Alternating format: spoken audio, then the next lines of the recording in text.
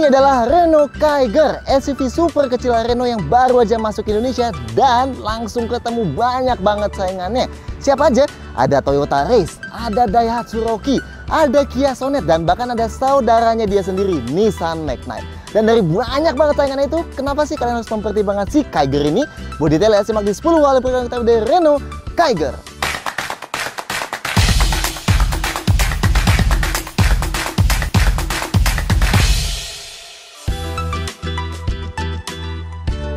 Satu, varian dan harga.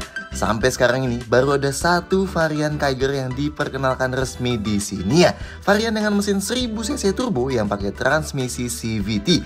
Harganya sekitar 270-an juta. Ini di bawah harga Sonet varian tertinggi dan di bawah harga Race varian tertinggi kalau nanti udah nggak ada diskon PPNBM lagi. Tapi emang cukup jauh di atas harga Nissan Magnite yang jadi kembarannya. Kabarnya sih bakal ada satu varian lagi yang lebih rendah yang bakal pakai mesin non-turbo dan transmisi AMT yang juga dipakai di Triber. Tapi detail lebih lanjutnya soal varian ini nyusul aja ya nanti pas udah diumumin resmi. Sekarang kita fokus ke varian yang ini dulu aja. 2. Pilihan warna. Kiger di Indonesia ada 6 pilihan warna ya, dan semuanya dual tone alias atapnya dibuat warna hitam ya. Kecuali ya yang warna bodinya hitam, berarti dia single tone sendiri. Selain hitam ada biru ini, ada merah, coklat, putih, dan abu-abu. 3. Mesin turbo. Kiger yang baru diumumin masuk ke Indonesia pakai mesin 1000cc dengan turbocharger. Ini 3 silinder ya, tenaganya 99 HP atau 100 PS dan torsinya 152 Nm. Dibanding Race dan Rocky Turbo, tenaganya sedikit lebih tinggi dan torsinya cukup lebih tinggi di atasnya. Sedangkan dibanding Sonet, tenaganya jauh di bawahnya, tapi torsinya lebih tinggi Kiger ini. Kalau dibanding Magnite, angkanya sama persis ya. Mesin yang dipakai emang sama juga soalnya. Kalau dibanding Kiger yang tanpa turbo, yang katanya nanti mau masuk juga, tenaganya beda sekitar 10 HP, tapi torsinya yang beda jauh banget. Transmisinya baru diumumin juga baru ada satu pilihan ya, otomatis aja yang berjenis CVT. Sayangnya nggak ada mode manual sih di CVT ini, adanya cuma mode L aja yang bisa dipakai buat engine braking atau kalau lagi ketemu tanjakan ekstrim. Yang menarik dia ada mode berkendaranya nih, yang bisa dikontrol pakai knob di tengah ini yang bakal ngubah mapping mesin, karakter transmisi, dan berat ringannya setir. Ada eco buat yang paling relax alias outputnya agak dihambat. Ada normal. Dan ada sport buat yang jadi lebih agresif, jauh-jauh lebih agresif dibanding di mode normal. Ingat ya, ada mode sport bukan artinya jadi lebih kencang dibanding di mode normal, cuman emang ngubah karakternya aja. Oh, dan tentunya Kiger penggerak roda depan. Sekencang apa? Kita udah coba Kiger ini buat tes akselerasi. 0-100 km/jam dicapai dalam 11 detikan. Emang bukan angka yang fantastis sih karena masih di bawah Sonet dan jauh di bawah Rocky Turbo. Tapi ya gets the job done lah. Apalagi kan karakter turbonya bikin hal kayak nanjak atau nyusul jadi mudah banget. Cuman sayangnya kita belum ngetes mobil ini cukup lama dan cukup jauh buat bisa simpulin rasa berkendaranya kalau di bawah harian. Dan konsumsi BBM-nya juga belum bisa. So buat detail yang itu dan senyaman apa mobilnya, tunggu full reviewnya aja ya pas kita bisa ngetes mobilnya lebih lama dan proper kayak biasanya. 4. Eksterior sangar. Panjang keseluruhan Kiger persis di bawah 4 meter, cenderung mirip sama kembarannya si Magnite. Sedangkan kalau dibanding Sonet versi Indonesia, emang panjangnya selisih sekitar 12 cm panjangan Sonet ya. Lebaran Sonet juga sih. Dibanding Race Rocky, Kiger sedikit lebih lebar, tapi dimensi lainnya lebih kecil. Sedangkan dibanding hatchback mungilnya, Kwid, Kiger lebih besar setiap dimensinya. Kalau dibanding Triber, kurang lebih samalah kecuali di wheelbase-nya, Triber jauh lebih panjang. Oke, desainnya kayak Sonet dan Magnite juga, Kiger jelas jadi salah satu mobil head turner atau yang bikin kepala orang nengok tiap kita lagi lewat. Kebanyakan pasti nggak bakal tahu kalau harga mobil ini di bawah 300 juta kalau cuma sekilas lihat dari depan atau dari belakangnya aja. Karena desainnya sama sekali nggak kelihatan murah dari depan dan belakang. Terutama dari lekukannya yang luar biasa banyak. Tuh, coba kalian lihat kap mesinnya. Lekukannya heboh banget yang ngasih kesan yang lebih berotot gitu. Grillnya meskipun khas Renault biasanya, tapi kali ini nggak langsung nembus ke lampu utamanya, tapi ke di arealnya. Makanya bisa dibuat lebih pipih overall. Bumper bawahnya jadi luar biasa agresif, apalagi di lubang-lubang bagian lampunya itu. Bener-bener banyak banget lekukan yang heboh di sini. Nah, lampunya unik nih, yang mereka sebut Tri-Octa Pure Vision LED. Tri maksudnya di tiap sisinya ada 3. Octa maksudnya casingnya ini yang berbentuk segi 8. Dan yes, ini bukan proyektor ya. Lihat itu dalamnya. Renault juga bilang ini encased chrome octagonal unit, atau lampu yang tertutup di casing berlapis chrome octagonal aja. Jadi bukan proyektor. Sedangkan Pure Vision itu adalah nama LED-nya Renault. Meski kita bingung sih kenapa kata-kata Pure Vision ini harus dicetak di tiap unitnya itu. Anyway, yang atas di areal LED, lampu kecilnya di areal yang meredup, lampu besarnya 2 kotak yang luar, dan lampu jauhnya yang paling dalam. Lampu seinnya halogen ya di bawah di arealnya.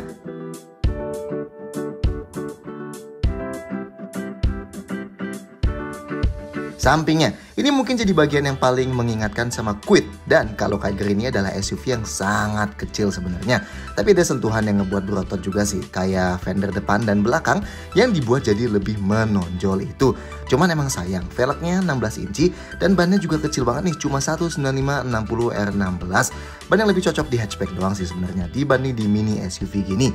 Kalau aja velgnya 17 inci dan bannya sedikit lebih tebal, bakal lebih garang nih dari samping kayak versi konsepnya dulu.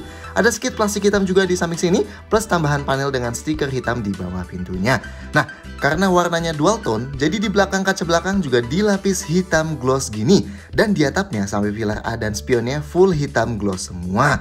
Ada roof rail silver juga nih yang sanggup angkat beban 50 kg di atasnya. Sedangkan di fender depan kayak dikasih panel hitam gloss tambahan yang kalau di India dipakai buat naruh emblem nama variannya dia. Belakangnya justru jadi titik favorit kita nih. Lekukannya lebih banyak lagi dibanding di depan. Kayak di pintu bagasinya aja udah ada melekuk ini kayak mini daktil gitu ya. Bentuk lampunya juga kayak huruf C, ketiga dimensinya dapet banget. Reflektornya yang kayak bersambung gitu, dan bahkan bumper hitamnya sama panel silver di bawah kayak 2 layer yang beda lagi. Yang nyariin knalpotnya ada di bawah ya, kecil. Dan coba lihat spoilernya, bentuknya unik banget gini, berlekuk-lekuk, bahkan sampai ada bahan lain juga di atasnya. Oh, dan ada antena sirip hiu ya. Detail lampu belakangnya yang LED cuma lampu malamnya aja, sisanya halogen.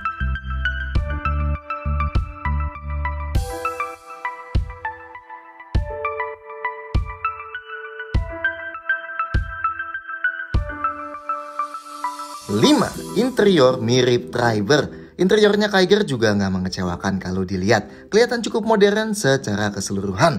Buat yang ngeh pasti tahu ini kayak kombinasi interior yang dipakai di Triber dan di Nissan Magnite. Kelihatan kan dari dashboard sebelah kiri yang ada garis silvernya dan ada double storage-nya itu dari Triber banget tuh ya. Setirnya punya Triber dan Magnite juga, tapi di sini dikasih kontrol di kiri kanannya jadi kelihatan lebih rame. Storage double di tengahnya dan tombol start stopnya Triber dan Magnite banget juga tuh. Dan kontrol AC-nya persis banget kayak di Magnite. Di Kiger dibuat lebih modern lagi nih karena pakai head unit yang model floating gini, dan konsol tengah yang dipakai kelihatan lebar banget buat di kelas ini, full dilapis piano black ini lagi. Dan ada ambient lightingnya juga, sederhana sih, cuma di 3 titik aja di bawah pegangan pintu depan sini dan di bawah konsol tengah, dan warnanya pun cuma putih aja. Dia bisa dinyala matiin pakai tombol di tengah sini ya, tapi bolehlah sedikit nambah kesan mewah kalau di malam hari. Dan coba lihat di samping konsol tengah sini kayak ada motif yang unik banget ini kan. Nah, perhatiin deh, itu kan ada yang berlubang. Nah, itu dia buat keluarin angin kalau kita set arah AC-nya ke kaki. Jadi agak dari samping gitu ya angin di bawahnya. Sedangkan jok depannya supportnya kelihatan cukup tebal nih. Dan yang unik, pola-pola di kain yang di tengahnya itu. Dan ini juga ada di jok belakang sini nih. Makanya nggak kelihatan polos-polos banget. Bahkan di dalam armrest tengah jok belakangnya juga ada motif-motif gini.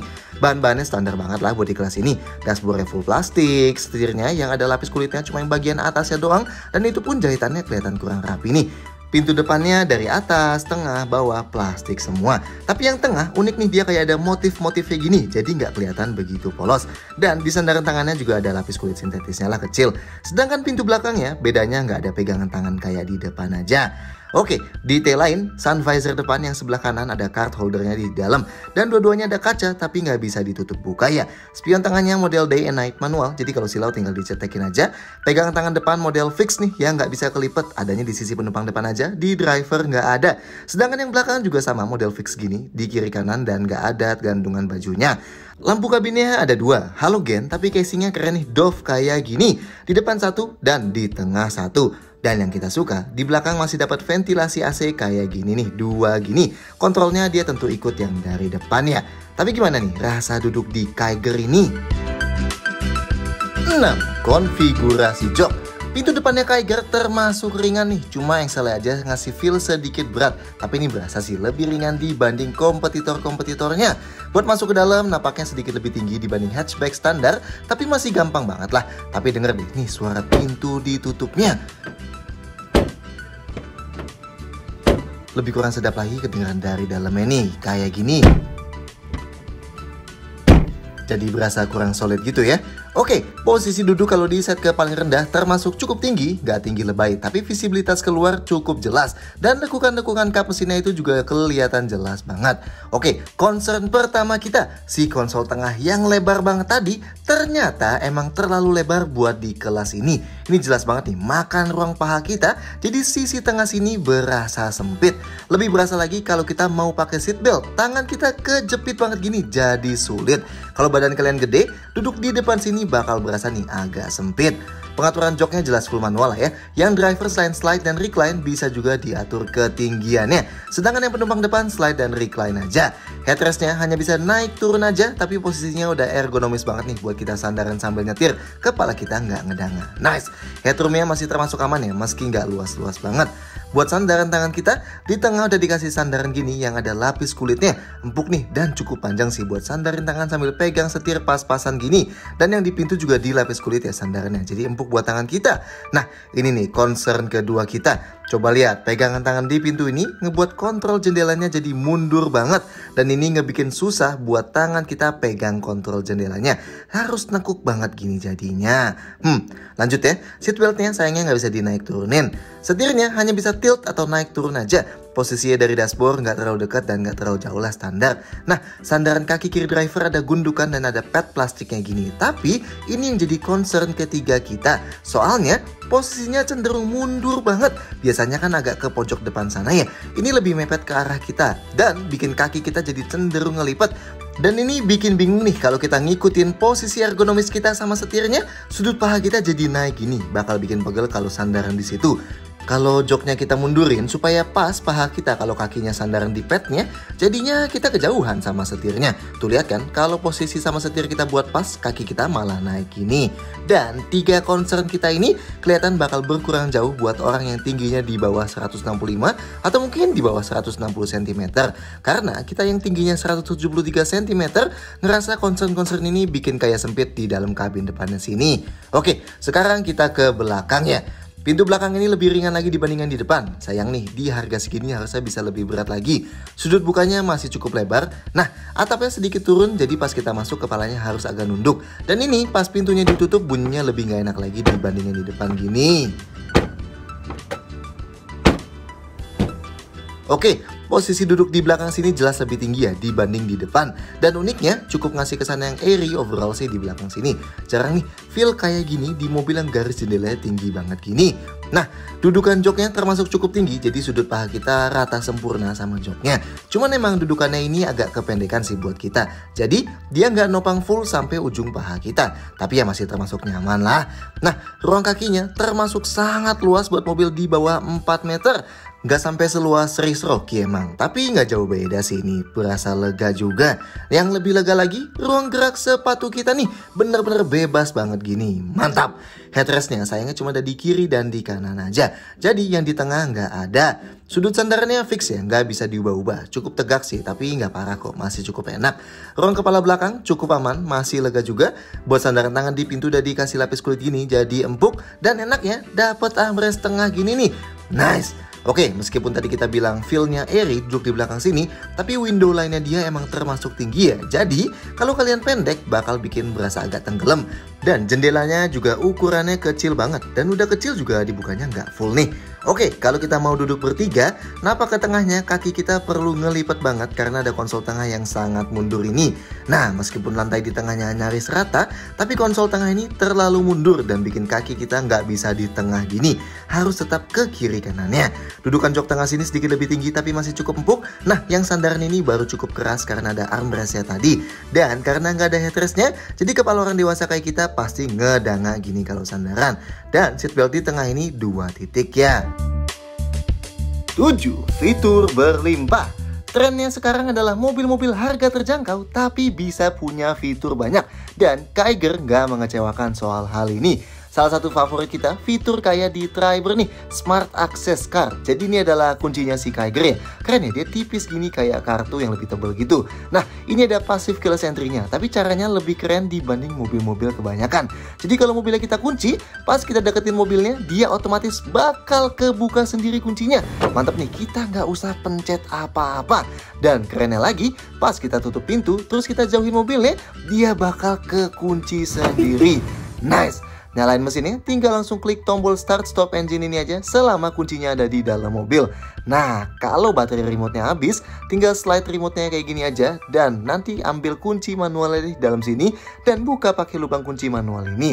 Dan kalau baterai remote-nya habis buat start mobilnya, kita harus taruh remote-nya ini ke dalam laci tengah sini. Tuh, yang ada gambar kuncinya. Dia bakal masuk ke mode magnetiknya, yang artinya bakal deteksi kuncinya meskipun baterainya dia udah habis. Oh, dan di remote-nya ada tombol lampu ini yang bisa kita pakai buat nyalain lampu kabinnya. Lanjut, instrumen clusternya keren nih, 7 inci TFT gini. Ingat gak, beberapa tahun lalu instrumen cluster gini cuma bisa ditemui di mobil miliaran loh. Ini ada indikator pintu individualnya ya. Nah, temanya dia otomatis keganti kalau kita ganti mode berkendaranya. Kalau ganti mode eco jadi hijau gini. Kalau sport jadi merah yang ada G-meter dan power meternya. Dan kalau normal yang biru gini. Cuman yang kurang kita suka, di mode eco dan normal kita jadi nggak bisa lihat tachometernya nih. Cuma bisa dilihat di mode sport aja. Indikator gigi di sebelah kiri dan odometer juga. Dan di sebelah kanan ada trip A, trip B, dan sisa berkendara. Dan ada konsumsi rata-rata dan real time, temperatur. Nah, yang di tengah bisa diganti ke konsumsi BBM versi lebih gede plus yang ada sejarahnya segala. Trip A, trip B yang lebih lengkap, pengingat servis, dan buat naik turunin brightness instrumen clusternya. Lanjut ya, head unitnya layar sentuh 8 inci. Nggak ada tombol fisikal sih, adanya kapasitif aja di sebelah kirinya. Yang paling keren dari ini, bisa wireless Apple CarPlay dan wireless Android Auto. Artinya, tanpa perlu pakai kabel, kita udah bisa sambungin HP kita ke sini dan munculin tampilan ala-ala HP kita gini. Jadi kita bisa pakai buat Apple Music, Spotify, Google Maps, Waze, dan lain-lain. Mantap! Yang keren lagi, di Kiger ini ada 8 speaker. 2 speaker depan plus 2 tweeter depan dan 2 speaker belakang plus 2 tweeter belakang. Dan ini dibantu sama sound processor dari Arcamis buat ngehasilin 3D sound ala auditorium gitu. Dan kita cukup puas sih sama output suaranya. Sangat-sangat baik buat di harga segini. Lanjut, head unitnya lagi. Ada radio, media yang bisa diputar termasuk dari Bluetooth dan USB juga. Settings kendaraan buat matiin kamera mundur sama lihat sejarah berkendara Eco kita. Lihat skor Eco kita dan beberapa tips. Settingsnya ada adaptive volume nih buat bikin volumenya makin kenceng pas kita berkendaranya makin kenceng juga. Dan sebaliknya, bisa mati nyalain info AC yang bakal muncul di head unit. Dan udah sih sisanya standar aja.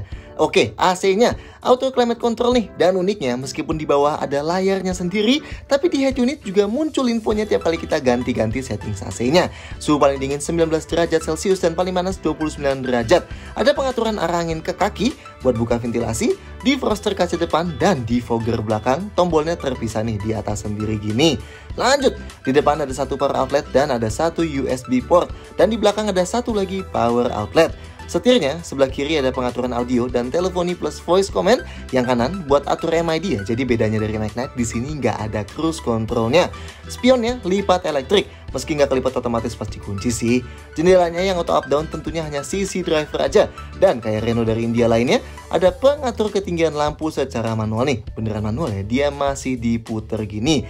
Nah, lampunya sayangnya belum otomatis ya, jadi switchnya standar gini aja. Begitu juga wipernya, intermittent tapi belum yang variabel. Dan Kiger juga ada filter AC dengan PM2.5. Lumayan ya, di zaman penuh virus gini. Yang tersembunyi di laci dashboard bawah sini ada pendinginan nih atau bypass dari AC. Tinggal kita buka aja buat dinginin apa yang di dalam sini atau ditutup kalau nggak mau. Oke, Kiger udah ada auto locknya alias mobilnya bakal ngunci otomatis. Tapi dia nggak ada auto unlock, yang artinya tiap kita habis matiin mesin dan mau turun mobilnya harus klik dulu tombol yang di tengah sini dan bunyinya pas kuncinya kebuka cukup heboh nih. Oh, satu lagi yang kita kurang suka, semprotan wipernya cuma ada satu dari tengah sini aja. Meski nggak sampai sebanyak Sonet yang sampai ada sunroof atau pendingin joknya, tapi oke lah ya, buat mobil 270 jutaan sih segini udah sangat-sangat cukup buat jadi future proof. 8. Safety biasa aja. Oke, fitur keselamatan Kiger, kalau harganya dia paling murah di kelasnya kayak di India gitu sih sebenarnya cukup oke. Tapi di Indonesia, karena dia masuk ke spektrum yang termasuk mahal di kelasnya, jadi ya cuma bisa kita bilang biasa aja. Airbagnya ada 4. 2 airbag depan plus airbag samping yang ada di samping jok depan sini ya. Remnya, rem depan cakram, tapi rem belakang masih tromol. Ya samalah kayak tiap kompetitornya. Tapi udah ada ABS dan EBD ya. Yang kita bingung, Renault Indonesia bilang di presentasinya kalau Kiger ini punya traction control, stability control, dan vehicle dynamic control. Padahal di India, sampai ke varian yang paling tinggi pun gak ada fitur-fitur ini. Begitu juga di dalam mobil yang lagi kita coba ini, kita cari kemanapun gak ada tuh fitur ini ataupun buat matiinnya. Kenapa dibilang ada ya? Begitu juga gak ada hill start assist. Jadi kalau ditanjakan kita lepas pedal remnya, dia bakal merosot dulu sembari kaki kita pindah ke pedal gas. Sensor parkirnya ada 3 titik di belakang dan modelnya yang terintegrasi gini ya. Nice, gak ada indikatornya sih di dalam, tapi gak apa-apa lah. Ada kamera mundur juga yang langsung terintegrasi di tengah emblemnya gini. Gambarnya termasuk oke nih, tapi garisnya emang gak ikut gerak pas kita muter setirnya. Di jok belakang ada dudukan ISOFIX buat pasang jok bayi. Dan kayak tiap mobil baru lainnya, ada APAR atau alat pemadam api ringan juga.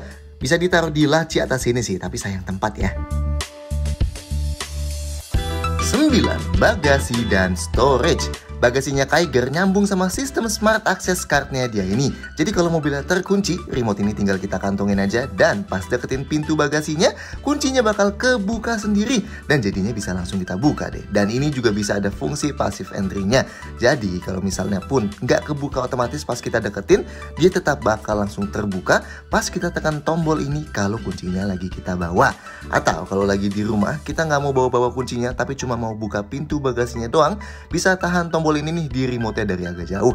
Nanti kunci bagasinya bakal kebuka dan pintu bagasinya jadi bisa dibuka tanpa perlu kita bawa remote-nya. Tapi tiap pintu lainnya tetap terkunci ya, dan bagasinya juga bakal kekunci lagi pas kita tutup pintunya. Nah, bagasinya klaimnya Renault sih jadi yang paling besar di kelasnya. Tapi mungkin karena dalam aja kali ya. Jelas ini nggak seistimewa bagasi race yang sampai punya bibir rata atau lantai yang bisa diubah ketinggiannya atau bibir yang dekat banget dari tanah. Bibir bagasinya Kiger ini full mengotak ya, dan lebar juga, bakal enak nih buat masukin barang besar. Tapi kayak SUV kebanyakan, bibirnya ini emang sangat tinggi dari tanah. Jadi kalau angkat barang yang berat, bakal terasa PR banget. Dan ini juga load lipnya atau jarak bibir dari lantai bagasinya sangat tinggi. Jadi kalau kita keluarin barang berat dari dalam, kayak galon gitu, bakal sulit diangkat dulu. Ada parcel shelf nih yang bisa nutupin barang di dalam, jadi nggak bisa diintip dari luar. Dan karena ini keras, jadi kita bisa naruh barang di atasnya. Atau kalau mau naruh barang lebih tinggi, tinggal dilepas total aja. Detail bagasinya, di kanan sini ada gantungan belanjaan ya, di kiri sini juga ada, tapi nggak ada lampu bagasinya nih. Sedangkan tengahnya sayangnya nggak full ke cover plastik nih, ada besi yang masih ke expose gini. Oke, di bawah lantainya ada beberapa toolkit dan ada ban serep. Modelnya Speedsaver ya, yang lebih kecil dibanding ban aslinya gini. Nah, buat luasin kapasitas bagasi bisa lipat jok belakang ya, pakai tuas di ujung sini. Dilipatnya pakai konfigurasi 60:40. Jadi kalau dilipat yang kanan dulu, bisa naruh barang lebih banyak sekaligus tetap bisa duduk 2 penumpang di belakang. Kalau dilipat semua, bagasinya tentu jadi jauh lebih besar. Tapi sayangnya ada gundukan yang besar banget gini nih. Jadi kalau mau geser barang, harus diangkat dulu. Sayangnya buat tutup pintunya nggak disediain handle di sisi dalam pintunya. Jadi harus pegang bagian luar pintunya ini buat nutupnya. Dan semua yang suka cuci mobil pasti tahu ini bakal bikin ada ceplakan tangan kita di bodinya. Dan ini sisa storage di dalam kabin.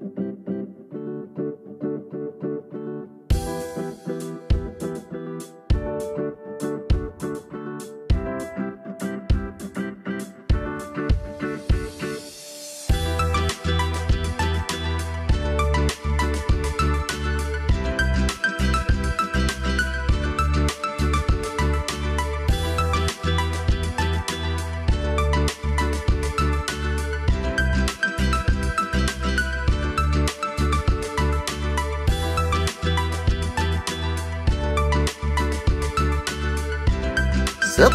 Detail-detail lain. Kiger pakai platform yang sama kayak yang dipakai di Nissan Magnite yang disebut CMF-A yang dipakai di Renault Triber juga. Nah, buat yang nanya, loh kok Renault kok sama kayak Nissan? Emang mereka kerja sama atau gimana? Nah, Nissan dan Renault ini sebenarnya udah membentuk aliansi yang mereka sebut Nissan Renault Alliance dari tahun 2000-an dulu. Tapi kerjasama intimnya baru mulai super kelihatan di mayoritas produk-produknya dari tahun 2014-an. Dan sekedar info tambahan, Mitsubishi juga masuk ke aliansi ini di tahun 2016 kemarin. Jadi sekarang disebutnya Renault Nissan Mitsubishi Alliance. Tapi kalau di Indonesia sekarang sih nggak ada hubungannya ya, yang jual Renault sama Nissan, beda perusahaan. Kayak kembarannya, Nissan Magnite, Renault Kiger juga diimpor utuh atau CBU dari India. Tapi ini bukan cuma diimpor dari sana aja, ini juga dikembangkan untuk pasar India dan buat negara-negara yang mirip. Lanjut, kalau buka kap bensin ya, ada keterangan bensin yang bisa dipakai RON 92, 95, dan 98. Ya berarti minimal banget yang dipakai RON 92 kayak Pertamax, Shell Super, atau BP 92 gitu.